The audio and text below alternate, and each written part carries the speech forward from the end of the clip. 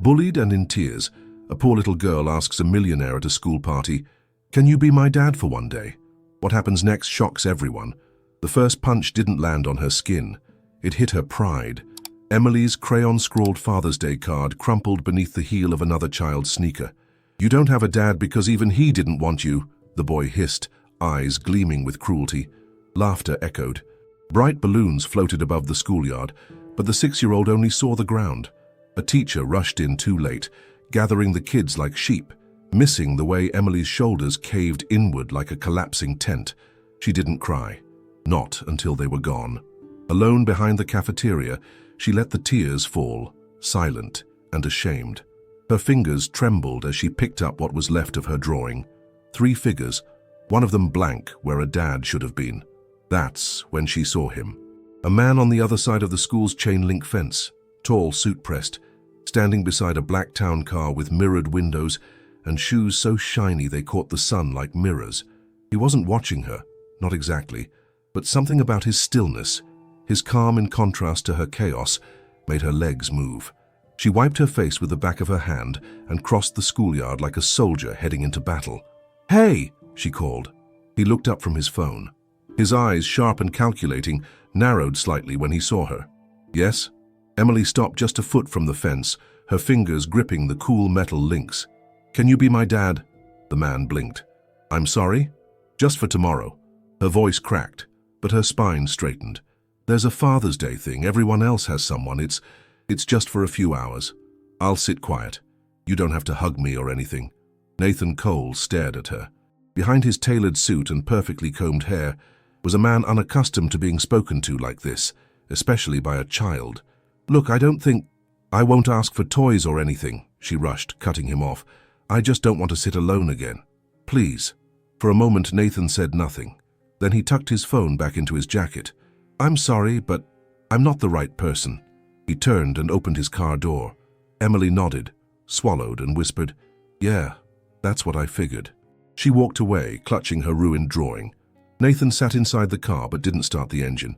He couldn't focus the rest of the day, not during his board meeting. Not even when his assistant reminded him about the $3 million pitch scheduled for the morning. The girl's face lingered in his mind, not just the bruised pride in her expression, but the precision in her ask, as if she'd already rehearsed being told no.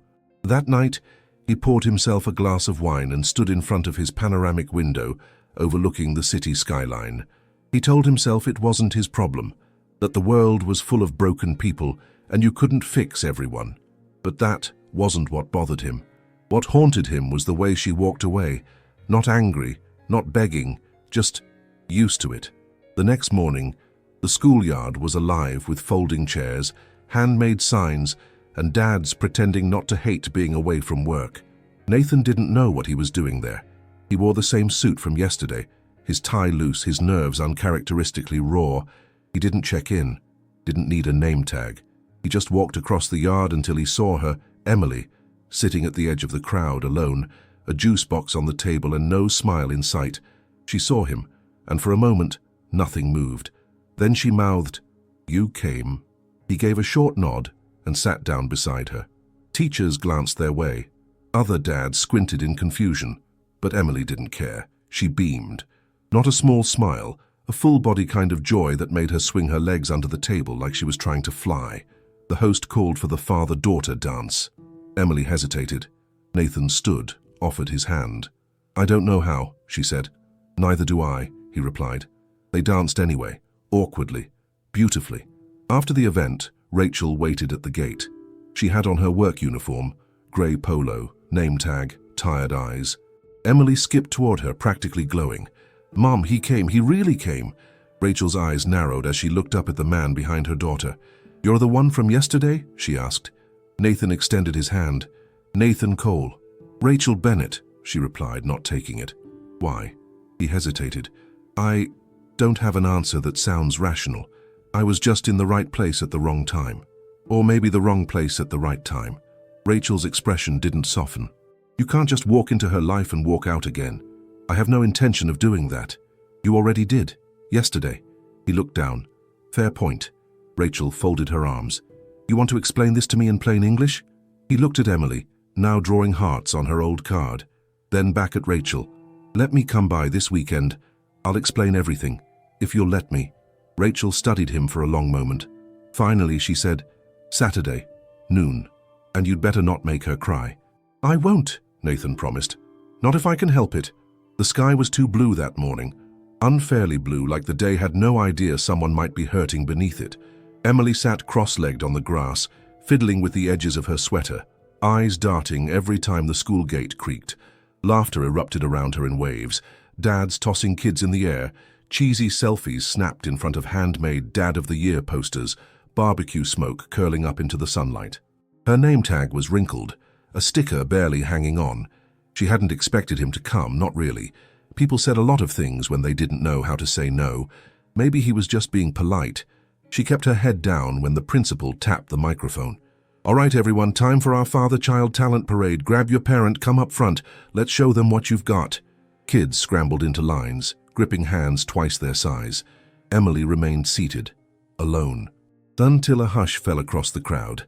Heads turned. A sleek black car rolled to a stop just beyond the main gate.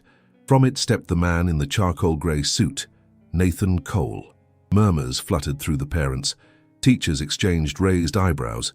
No one knew him, yet everyone noticed. Nathan didn't walk fast. He moved like someone used to owning rooms with silence, not volume.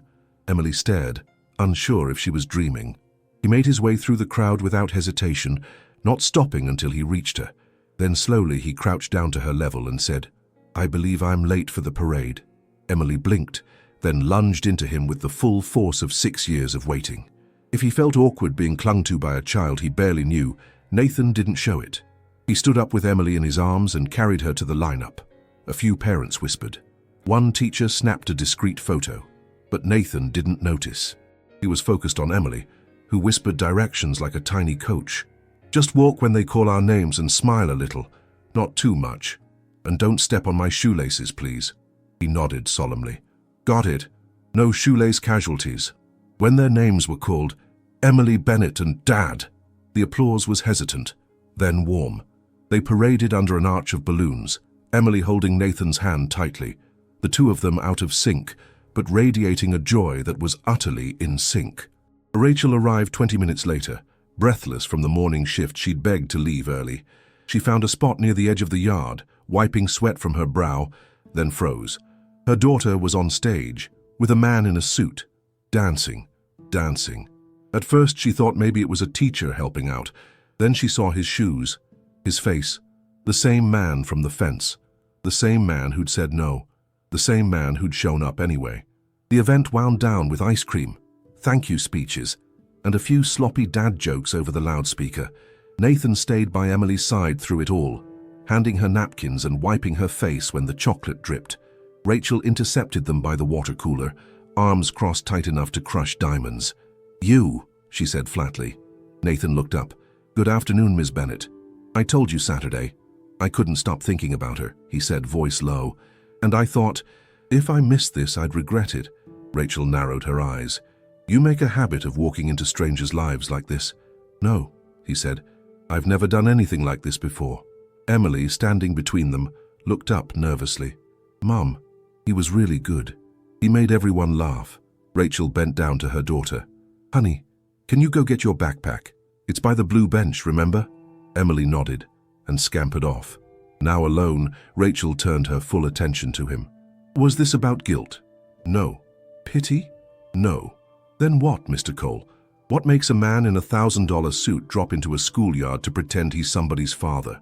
Nathan glanced toward the blue bench, watching Emily rummage through her things. I don't know, I just couldn't forget her. Rachel crossed her arms again. That's not an answer. It's the only one I have, he said. It wasn't calculated. I wasn't looking for some feel-good story. But she asked for something so small, a few hours, and I said no. Then I realized I'd rather be late to every meeting for the rest of my life than be the kind of man who turns his back on a kid who's hurting. Rachel paused. A long silence sat between them, like an unsent letter. Did you know she's never even seen a real photo of her dad? She said finally. He left before she was born. I've done everything I could, but you can't Photoshop presents. Nathan said nothing. I don't know who you are or what kind of impulse this is, But don't play with her, Mr. Cole. She remembers everything. Every broken promise. I'm not here to make promises, Nathan said. I'm here because I was asked. And now I'm asking you. Will you let me see her again? One more time. Saturday. Like we said. Rachel studied him, eyes scanning for cracks. If this was a performance, it was flawless. Saturday, she said slowly. Noon, at our place. You'll get 20 minutes. After that, we'll see. I'll be there. Bring coffee, she added. Black. A ghost of a smile touched his lips. Understood. Rachel turned to walk away but paused. And wear something less banker. I'll try, he said, watching her go. Nathan left quietly, but not unnoticed. One teacher asked the principal, "Do we know who he is?" "No idea," the principal said. "But that girl, she'll remember this day forever." Emily rode home with Rachel, feet swinging in the car seat. "He came," she whispered, as if still in disbelief. "I saw," Rachel said softly. "I hope he comes back." Rachel didn't answer right away, but in her rearview mirror, she caught her daughter's reflection, a smile so real it hurt. She gripped the wheel tighter and said, "Me too." The knock on the door came at exactly noon. Rachel checked the time, 12 sharp, and sighed. She wiped her hands on her jeans and opened the door slowly, her face already set in neutral. Nathan Cole stood there holding 2 paper cups of coffee and a tote bag slung over one shoulder. He wore jeans, a navy pullover, no Rolex in sight. "You remembered the coffee," Rachel said, taking one. "I followed instructions," he replied. Black, no sugar, like judgment. She fought the corner of her mouth from twitching. "Come in." Emily came racing down the hall like a small hurricane. "You came back." Nathan crouched and held out his arms. "Of course I did." She nearly knocked him over. "Guess what? I cleaned my room for you. Want to see?" "I'd be honored." Rachel raised an eyebrow as the pair disappeared into the back room. She sipped her coffee, half expecting it to be awful. It wasn't. It was perfect. The room Emily had cleaned was a child's definition of organized chaos. Books stacked sideways, drawings taped to the walls, a lone sock on the desk. But to Nathan, it was a palace. "I brought something," he said, pulling a book from the tote. "It's about a girl who adopts a dragon with anxiety," Emily gasped. "Do dragons get anxiety?" "This one does, but he's working through it." They read on the bed, her head resting on his arm, their voices trading lines like old friends. When they reached the last page, she looked up and whispered, "Will you come next Saturday too?" Nathan paused. "That depends." "On what?" He looked toward the hallway. "On your mom."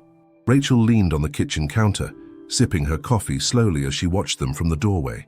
The way Emily leaned into him, the way Nathan didn't pull away. His laugh was warm, too natural, too practiced. He wasn't what she expected. She cleared her throat. "She has chores, lunch and reading time. If you want to be part of Saturdays, you follow the schedule." Nathan stood. "Understood. You don't get to bribe her with gifts or sugar." He held up his hands. "Just books. And maybe markers." Rachel studied him for a long moment, then nodded. "You get 3 hours." He smiled. "I'll take it." That Saturday became the first of many. Nathan returned the next week with a stack of library books and a paper craft kit. The week after, with a second-hand puzzle set and a recipe for monster-shaped cookies.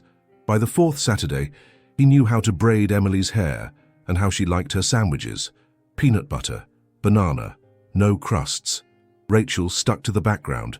She tidied, made lunch, folded clothes, but she watched. She took mental notes. How Nathan asked Emily questions, not just told her stories.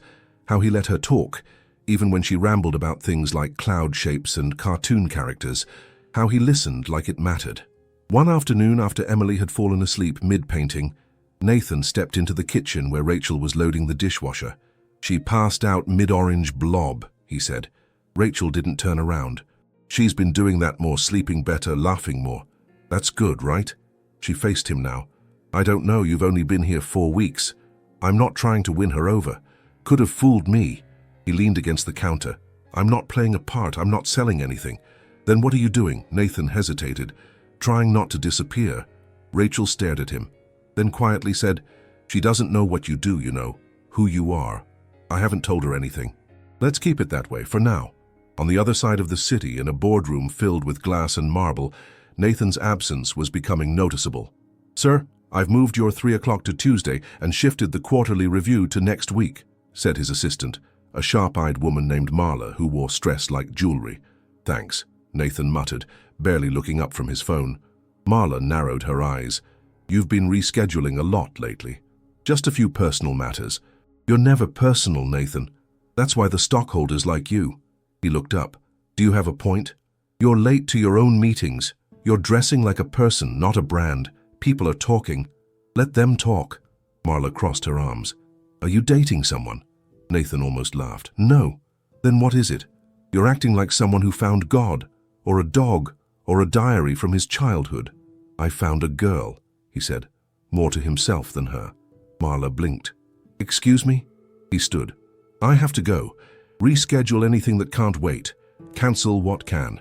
You've got a dinner with the city commissioner next Friday. Cancel. She'll be furious. She'll survive." He left without waiting for her reply. The following Saturday, Rachel found a note tucked inside one of the books Nathan had brought for Emily. It was folded neatly, a single line written in clean penmanship. "Thanks for letting me show up." She stared at the words for a long time, unsure if she felt flattered or afraid. One morning, as Rachel gathered the laundry, she heard Emily singing in the next room. Mr. Nathan, he can do math and fold a napkin." Rachel froze. She'd called him Mr., a title, a label. It wasn't Dad, not even close, but it wasn't a stranger's name anymore either. Nathan rarely dreamed, and when he did, it was always the same. A white room, a silent television flickering in the corner, the sharp scent of rubbing alcohol, his mother's wrist thin and lifeless beneath a plastic hospital band. She had called him baby, even when he was 10, even when she forgot his name. He never told anyone that he held her hand after she passed, even after the nurses came, even after the machines were unplugged. His father never showed up, not to the hospital, not to the funeral, not ever again. Saturday came with the hum of a box fan and the soft whir of ceiling blades in the Bennett apartment. Nathan arrived with a book about galaxies, a box of star-shaped cookie cutters, and a strange tightness in his chest he couldn't shake. Rachel opened the door, hair pulled back, tired lines under her eyes. "She's already painting," she said. "Used every piece of tape I had. Sounds like a masterpiece in progress." He stepped in and saw the walls of Emily's room transformed, paper canvases taped from floor to ceiling, suns with sunglasses, stick-figure astronauts, rocket ships shaped suspiciously like bananas, and in the center, a fresh drawing pinned with care. 3 people, a girl with brown curls, a woman with long arms, and a tall man in a navy blue sweater. Underneath, in large, proud letters, "My family." Nathan stared. His own chest tightened. He didn't notice Rachel at first, but she noticed him, and the drawing. Her smile faded. Later that afternoon, while Emily napped on the couch, Rachel motioned Nathan into the kitchen. She didn't speak at first, just slid a mug of coffee toward him and sat across the table. He picked it up cautiously. "This feels like a trap." She didn't laugh. "She drew you," Rachel said flatly. "In a family picture." Nathan sipped. "I saw. You're not her father." "I know. But she's starting to think you are." Nathan lowered his cup. "I never told her to. You didn't have to. Kids fill in blanks on their own." Rachel looked away, fingers tightening around her own mug. "I'm not saying this to push you out. I need to understand what this is. What you want." He didn't answer right away. Instead, he looked out the kitchen window. A tree branch scraped gently against the glass, the wind outside whispering like an old record left spinning. "My father left when I was 8, he said. Rachel didn't interrupt. He was never much of a parent before that either. Rarely spoke. When he did, it was orders or silence. He turned his eyes back to her. "My mom tried, until she didn't. She overdosed when I was 12. They said it was prescription misuse. But I think she just stopped trying to feel better." Rachel's face softened barely. "I moved through schools, homes. None of it stuck. So I decided if I couldn't belong somewhere, I'd build somewhere people would want to belong to." "You mean your company?" "I mean my fortress," he said. "Steel, glass, money, walls thick enough to keep anything out, especially feelings." He ran a hand through his hair. "I don't know how to be a father, Rachel. I don't even know how to talk about my own. But when I'm here, When I'm with her, it's like the noise in my head stops. Rachel leaned back.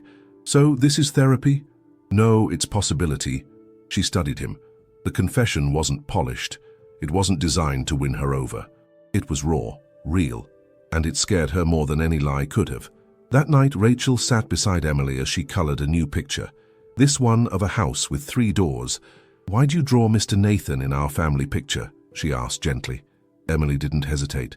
"Because he's here, he always comes back." Rachel nodded slowly.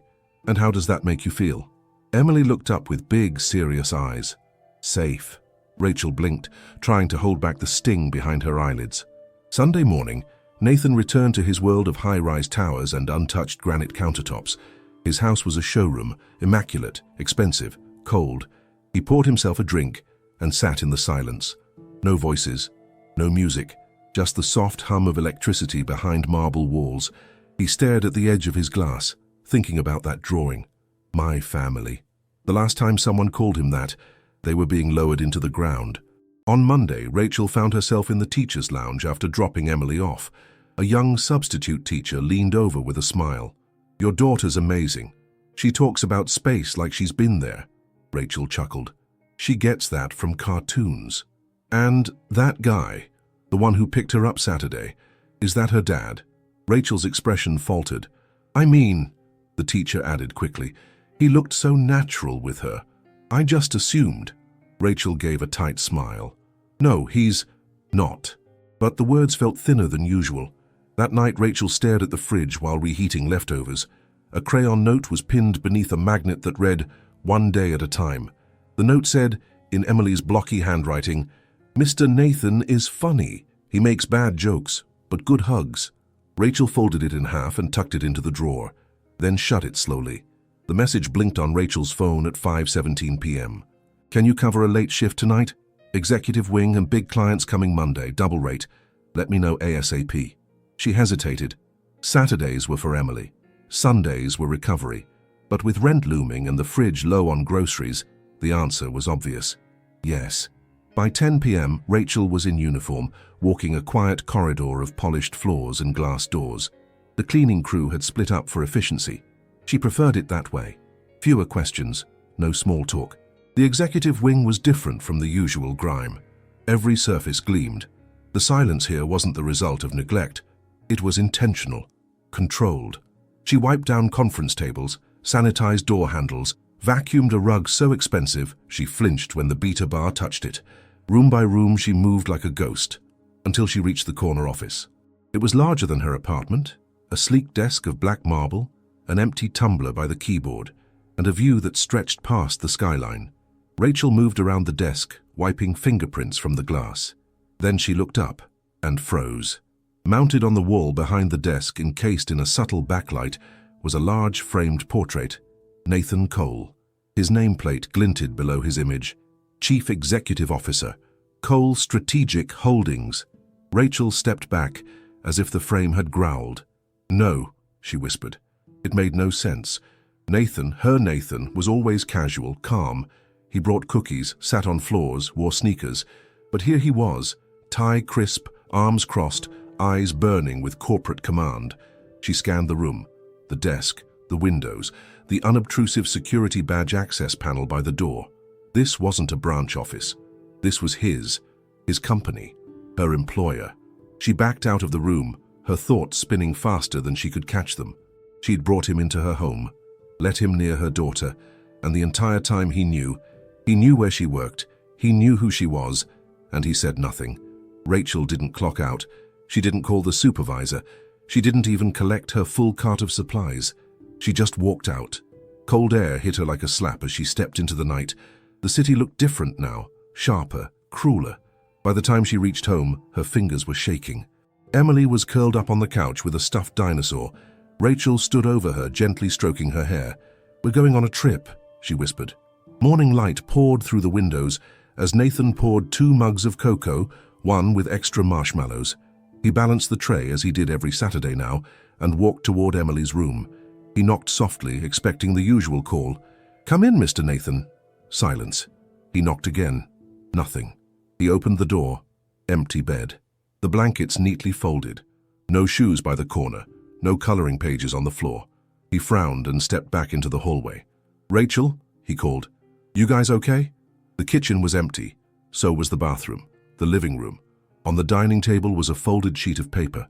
Blank, no note, no explanation. He stood there, heart slowing like a dying metronome. He tried calling, straight to voicemail. He tried texting, no response.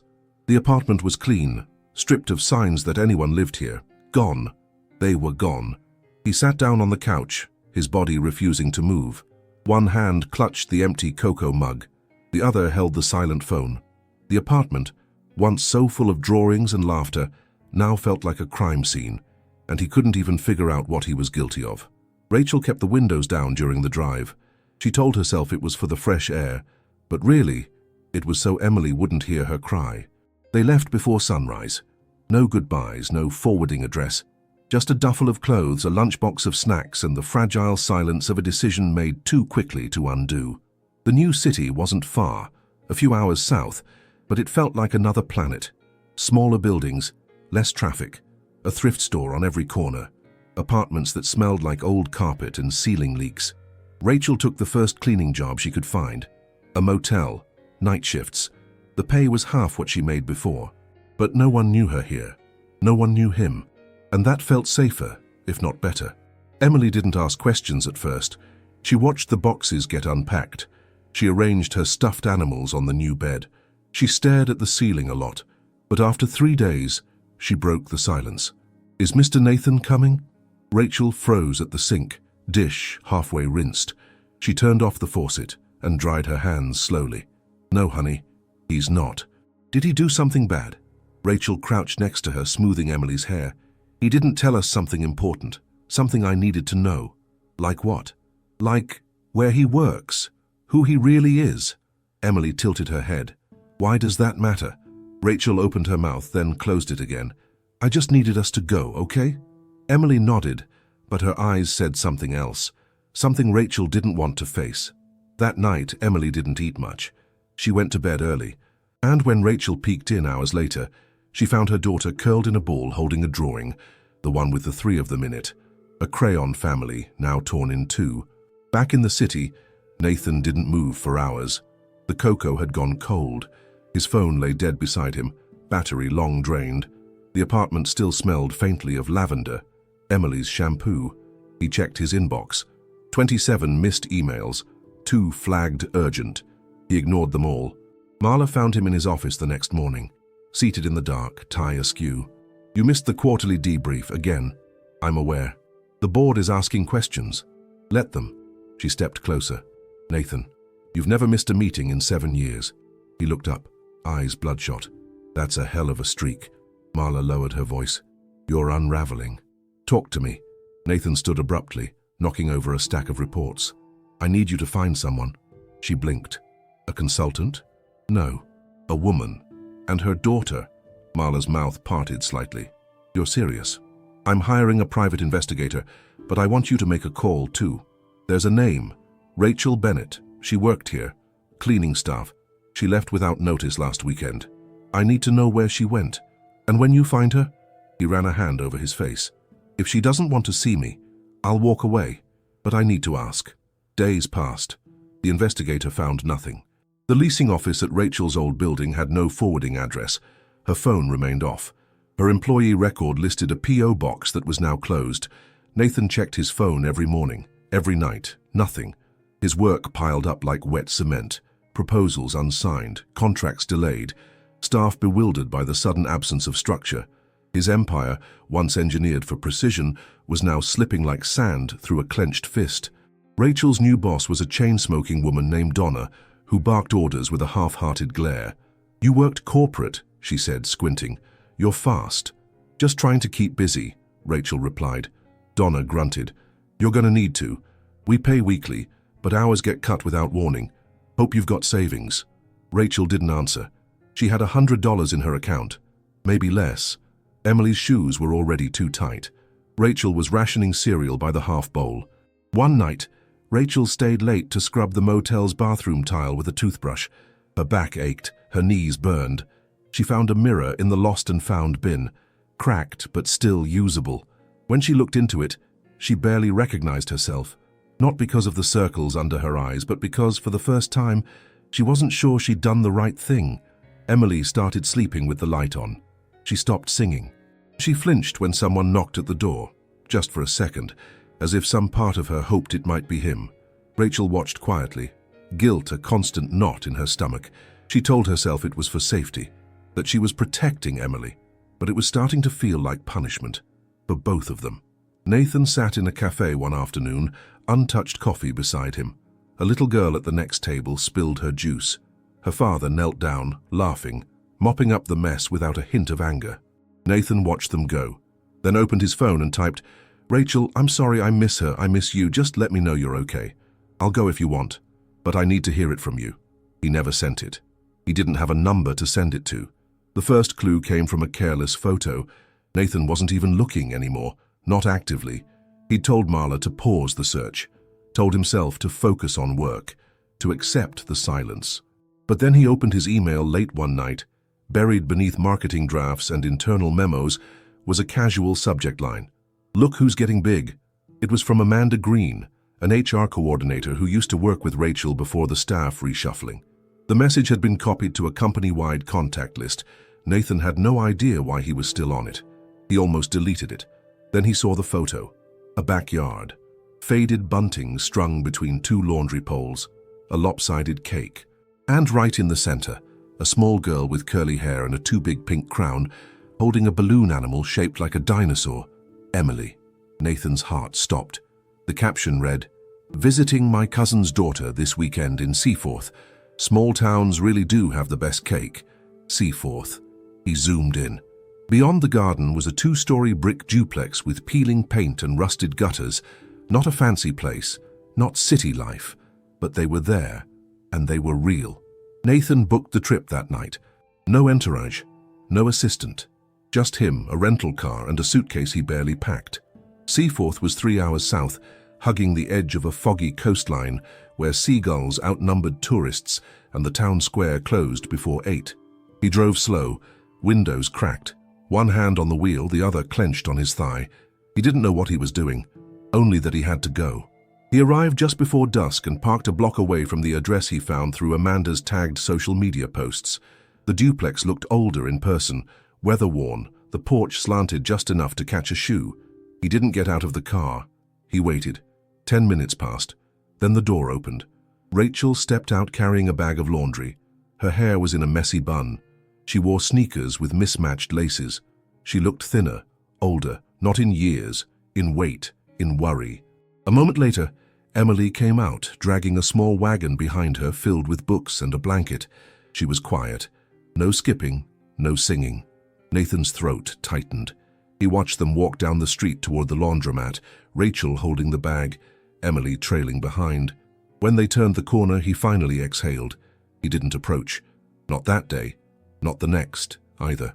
Instead, Nathan spent the week in a motel at the edge of town. He walked the pier, bought coffee from a roadside trailer, watched seagulls fight over French fries, but mostly he watched them.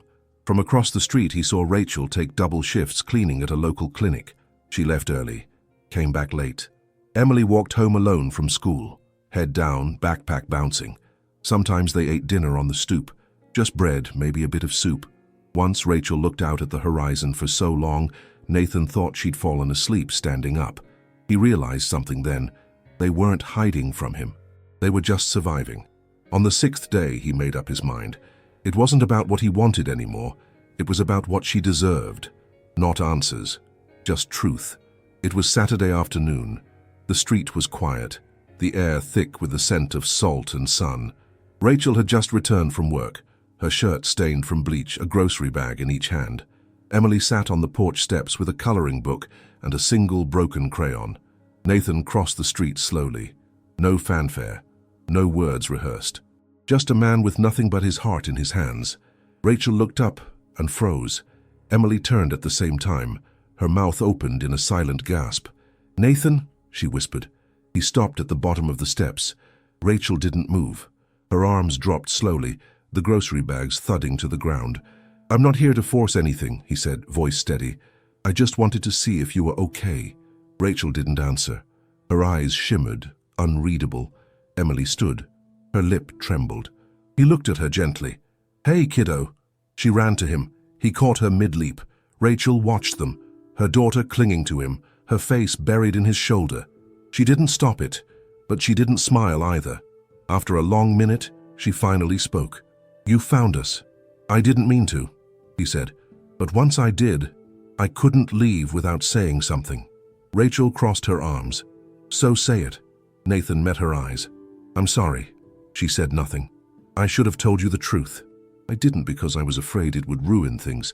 I didn't expect to be part of your lives, but then I was, and I didn't want it to end." Rachel's voice was flat. "And yet you're the one who built it on a lie." He nodded. "Yes." She looked away. "I can go," he said. "If you tell me to, I will. But not without hearing it from you. Not just silence." Rachel took a breath, then looked at Emily. Her cheeks flushed, her eyes bright in a way they hadn't been in weeks. Then back at him. "I'm not ready to forgive you," she said. "Not yet." "I'm not asking for that," he said. "Only a chance to talk." She nodded once. "Tomorrow. Not here. There's a cafe down the block. 7 a.m. before Emily wakes up." He nodded. Rachel picked up the groceries, brushed past him, and went inside. Emily stayed outside, still holding his hand. The cafe was quiet, nearly empty. Rachel sat by the window, hands wrapped around a steaming mug, eyes set but distant. Nathan arrived right on time. No suit, no smile, just him. He sat across from her, the silence dense enough to chew through. Rachel didn't wait. "Was this a game to you?" Nathan shook his head. "No. You lied. I didn't mean to. You knew exactly who I was. You let me talk about work, about my life, while you stayed quiet. Watched me scrub floors in your building. I was scared," he admitted. "Scared that if I told you the truth, I'd lose what little I had." Rachel's eyes narrowed. "You had no right." He leaned forward. "I know, but it wasn't a trick. It became the most honest thing I've ever done." She laughed, dry, tight. "That's rich." "Look," Nathan said, softer. "I never expected to care. Not this much. But I do. About her. About you. I didn't know how to handle it." Rachel's eyes welled, but she blinked it away. "You can't just drop into people's lives and rewrite them." "I'm not trying to rewrite anything. I'm trying to stay." A beat passed. Then a soft voice from the doorway. "Are you mad at each other?" They turned. Emily stood in her pajamas, hair tangled, holding her stuffed dino. Rachel stood. "Honey, please don't fight," she whispered. "Please." Nathan knelt. "We're not fighting." Rachel crouched beside her daughter, voice cracking. "If he wants to be here, he has to be all in. No secrets. Ever." She looked at Nathan. "Well?" she asked. "I'm in," he said. "No more hiding." The deal was simple. "You want in?" Rachel said, arms crossed, voice flat. "Be in, but don't expect guarantees." Nathan didn't flinch. "I don't want guarantees. I want permission to try." That was Sunday. By Monday morning, he was making grilled cheese, burning one side so badly Emily poked it and asked, "Is it supposed to look like a shoe?" He laughed. "Not exactly." Tuesday, he walked her to school, not in a car, not in a suit, just him and a second-hand backpack slung over his shoulder. He stood awkwardly near the parents and watched her disappear into the building. On Wednesday, he helped with spelling. By Thursday, he sat through a PTA meeting so long, he texted Rachel mid-meeting. "This is a cult. Send help." She replied, "You're surviving. That's help enough." He missed board calls, ignored Marla's increasingly frantic emails. Finally, she cornered him on a video chat, eyes tired, tone clipped. "You've been unreachable for a week." "I know. People are asking questions. Then I'll give them answers." He walked into the boardroom the next morning unannounced. No tie, no slides. "I'm taking a leave," he said. The room froze. A few jaws dropped. One man coughed awkwardly. "I'll still be involved remotely," Nathan added. "But day-to-day operations are in capable hands. You don't need me. Not right now." One board member finally asked, "And may we ask why?" Nathan glanced at the window. "Because I'm learning how to be present," he said. "And that doesn't start in this room." He walked out before they could respond. Rachel watched him closely over the next few days. He made mistakes, burned toast, forgot laundry, dropped spaghetti sauce on her favorite dish towel. But he showed up, again and again. Not perfect, but present. One night, After Emily had gone to bed and the dishes were finally done, Rachel leaned on the counter while Nathan dried the plates. "You're really doing it," she said. He looked over. "Trying." "I see that."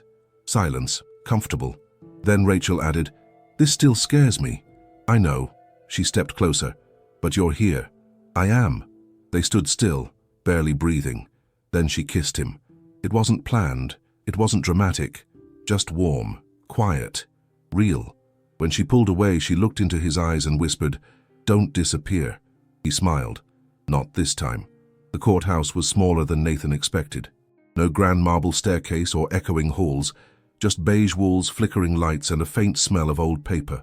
Rachel sat beside him in the waiting area, her hand resting gently on Emily's back. Emily wore a navy blue dress and shiny shoes, her legs swinging from the bench. Nathan had barely slept. The adoption lawyer had walked him through the process a dozen times, but nothing prepared him for this. The judge would ask Emily questions. She'd have to answer clearly, from her own heart. That was the law. Nathan kept his hand clenched until Emily reached up and grabbed it. "You okay, Mr. Nathan?" He smiled. "You don't have to call me that anymore, you know." She grinned. "I know, but I still like it." Inside the courtroom, the judge adjusted her glasses and looked down at the file. "Emily Bennett, is that right?" Emily nodded shyly. The judge smiled. "And you understand why you're here today? To say if I want him to be my dad." "That's right. You don't have to say yes. You just have to say what's in your heart." Emily took a breath. Her voice was soft but steady. "He's not perfect. He burns toast, and he makes bad jokes. But he stayed, and I love him." The room fell silent. Rachel wiped her eyes. Nathan stared at the floor, overwhelmed. The judge looked up, eyes warm. "That's more than enough for me." The gavel dropped. "Congratulations, the adoption is approved." They didn't throw a party, just a small dinner at home. Nathan cooked, slightly undercooked pasta, slightly overdone garlic bread. Rachel made a cake from a box mix. Emily drew a sign that read, "Officially a dad," in glitter glue. They ate in pajamas. They laughed over candlelight from a scented candle they found in a drawer. When Emily fell asleep on the couch, cake frosting on her chin, Rachel looked at Nathan and whispered, "We did it." He nodded. "Yeah, we did." And for the first time in a long time, none of them felt alone. It happened in the kitchen, mid-dishes, mid-laugh. Rachel had just flicked a drop of soapy water at Nathan for burning the rice again. Emily was asleep, and music played softly in the background. Nathan dried his hands on a towel, then turned to face her. "I didn't plan this," he said. Rachel raised an eyebrow. "What didn't you plan?" "This." He stepped closer. No ring, no speech, just a thought I've had every day for the past few weeks. Rachel stilled. "I want to build this for real," he said quietly. "Not just show up, I want to stay as your partner, as your husband. No flash, just life. Messy, quiet, ours." Her eyes welled. "You're really bad at dramatic proposals." "I know." She laughed once, nodded once more, and whispered, "Yes." The next morning, his phone buzzed. 6 missed calls. 3 urgent emails. The subject line screamed, "Quarterly losses, press inquiry, internal panic." Marla's voice crackled through a voicemail. "We need you back, Nathan. The company's losing ground. Investors are nervous. You have to decide." He stared at the screen, thumb hovering. Behind him, Rachel flipped pancakes. Emily giggled from the table, and the question hung in the air, unspoken but heavy. Will he go back? The schoolyard looked just like it had months ago. Same peeling paint on the swings. Same laughter bouncing off the pavement. Same chain-link fence at the edge of it all. Emily clutched her drawing as she walked toward the bulletin board. She stepped up on tiptoe and taped it to the center, proud and careful. 3 figures, Mom, Dad, her. Crayon colors swirled in uneven strokes, but the meaning was clear. They were a family now. Nathan watched from across the yard, hands in his pockets, smile quiet and full.